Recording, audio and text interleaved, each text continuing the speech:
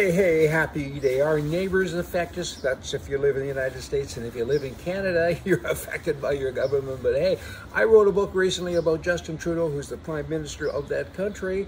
I wrote a book about him. I'm going to sell it for $29.95, and there's 400 pages. Would you like to buy one? Hey, every page is blank. That's about his accomplishments. Just sharing.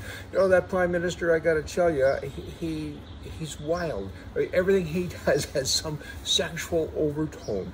I think it was New Year's Day, he instituted the new rules that bathrooms, men's bathrooms, have to sell tampons and women's things in machines, and not even in machines you pay for. Like in a lot of places, they're free. Police stations have this. You go to a men's bathroom in a police station, and there it is. I mean, the guy is insane.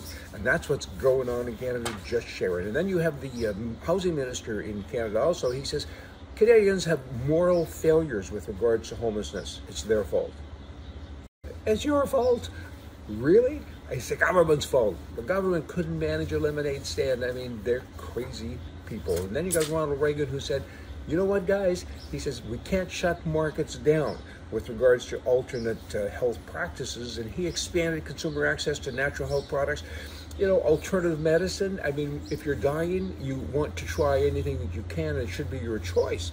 Governments in Canada are saying, that's not your choice. We've removed your choice. You can't do that anymore. And whereas Reagan and so many other people like me, we believe in individual choice. When a choice is taken away, all of your choices in particular, is that socialism? It certainly isn't capitalism, and it certainly is not freedom. And that's what's going on in Canada. They take away your choices, and they're shutting that market down right now with regards to alternate health. So stand in line, and Americans always interest me when they say, Canadians, you have it so well. You're lucky because you have free health care.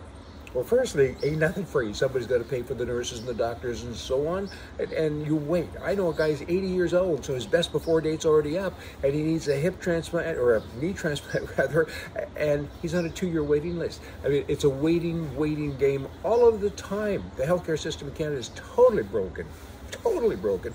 Speak to a doctor, any doctor. I mean, they're the frontline people, and they'll say the same.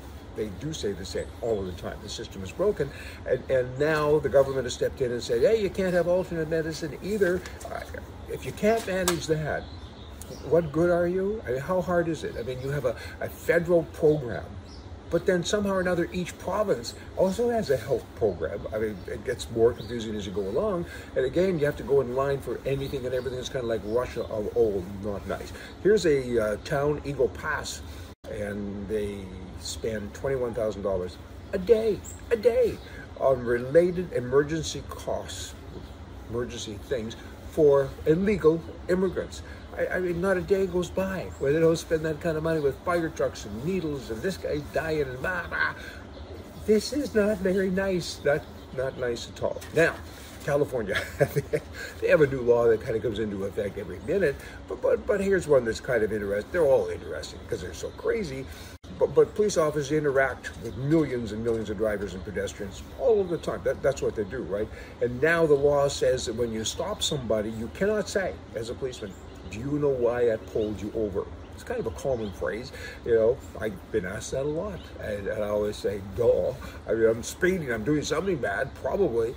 But in any event, they're now not allowed to say that. I guess you're supposed to say, you know, I love you, baby. I mean, I don't know, but you're supposed to promote equity and accountability.